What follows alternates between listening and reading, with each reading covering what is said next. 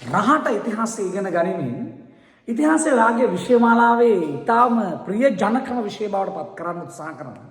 M.R.. Nanayakkara YouTube නාලිකාව ඔයාලට තියෙන ලොකුම ගැටලුව මේ ලිඛිත ප්‍රශ්න වලට පිළිතුරු ලිවීම සඳහා පොඩි අත්උදව්වක් සපයමින් ඉන්නවා. 10 ශ්‍රේණියේ 3 වෙනි පාඩමේ දෙවන ප්‍රශ්නය අපි සාකච්ඡා කරන්නේ ගෘහපති සතු කාර්යයන් 3ක් හැටියෙන් පහදන්න. ලියා ගන්න ප්‍රශ්න. ගෘහපති සතු කාර්යයන් 3ක් හැටියෙන් පහදන්න. අපි කාර්යයන් 3 ලියා ගමු. ඔන්න රතු පෑනෙන් සර් ලියලා තියෙනවා. පවුලට නායකත්වය දුන්නා. 1. පවුලේ ආරවුල් විසඳුවා. 2. ගමේ පොදු වැඩවලදී පවුල නියෝජනය කළා. 3 වෙනි කාරණා. දැන් අපි මේ කාරණා තුන විස්තර කරන්න යමු. පවුලට නායකත්වයේ දීම කියන එක පොඩක් උග්‍රහ කරමු. ඔන්න ලියා ගන්නවා. पूर्व राज्य समये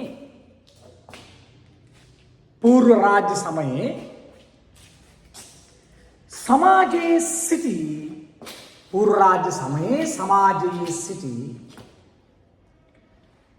प्रधानम बलधारयको ये गृहपति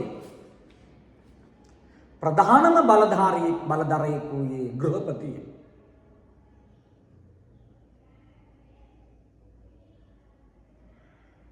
सामाजिकයින් 5ක් 6ක් වූ පවුලක සමාජිකයින් 5ක් 6ක් වූ පවුලක ඒ සමාජිකයින් අතරින් ගෘහපති තෝරා ගැනුණි.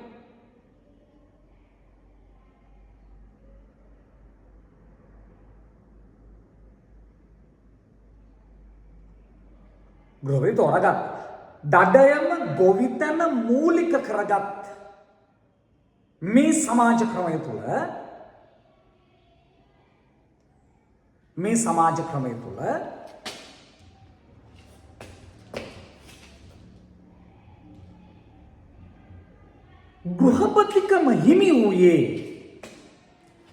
ගෘහපතිකම හිමි වූයේ පියාටයි.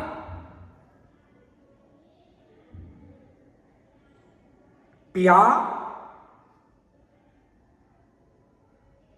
පවුලේ පිරිස කළමනාකරණය කරමින්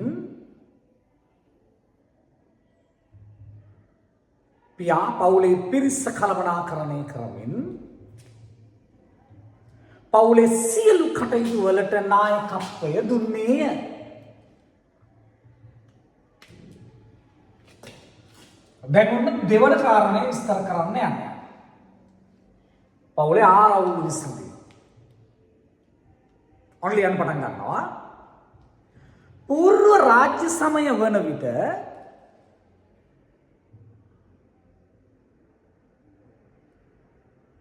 මධ්‍යගත පාලනයක් නොතිබීම නිසා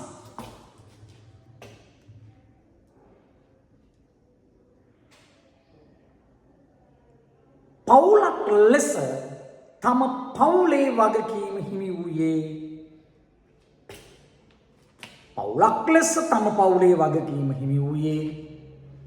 ගෘහපතිටයි.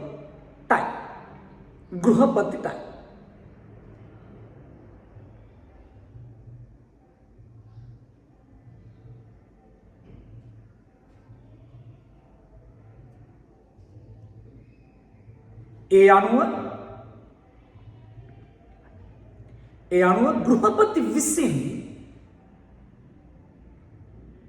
අනුව ගෘහපති විසින් පවුල තුල වූ සියලු ගැටුම්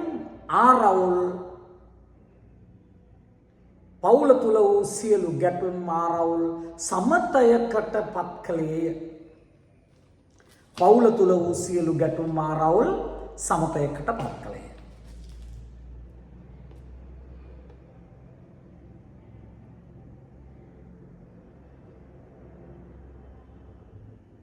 එය ඔහුගේ ප්‍රධාන වගකීමක් වේ.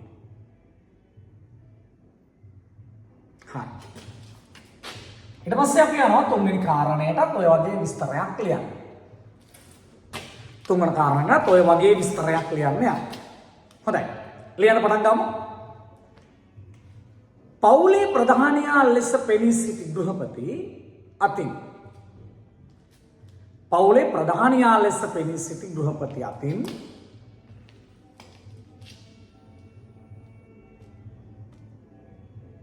ඉටුණු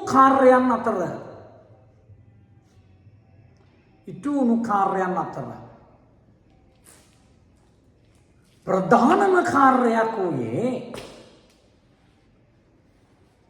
ප්‍රධානම කාර්යයක් වූයේ ගමේ පොදු වැඩ කටයුතු වලදී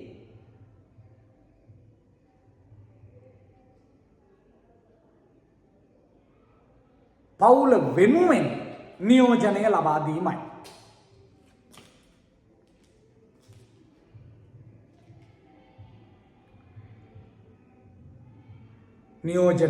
දීමයි.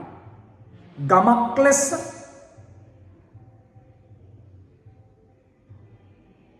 ගමේ අභිවෘද්ධිය සඳහා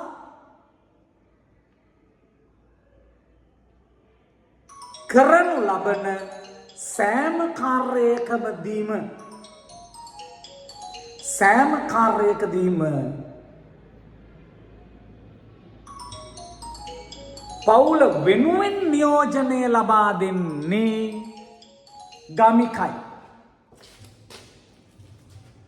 පවුල වෙනුවෙන් නියෝජනය ලබා දෙන්නේ ගමිකයි.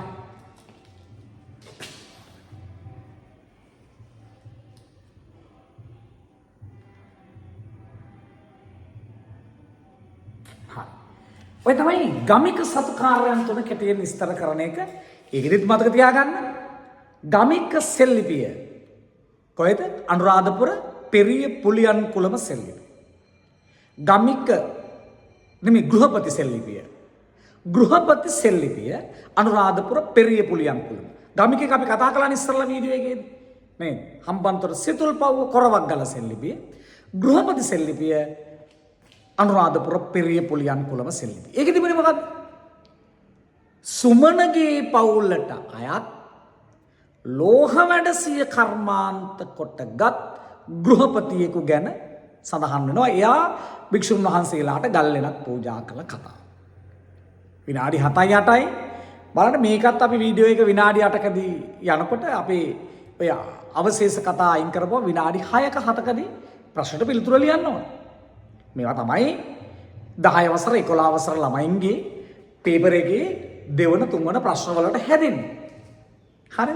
අපි නම් තුන්වෙනි පාඩමේ ඊළඟ ප්‍රශ්නයත් එක්කත් ඊළඟ වීඩියෝ එකේදී හම්බෙමු.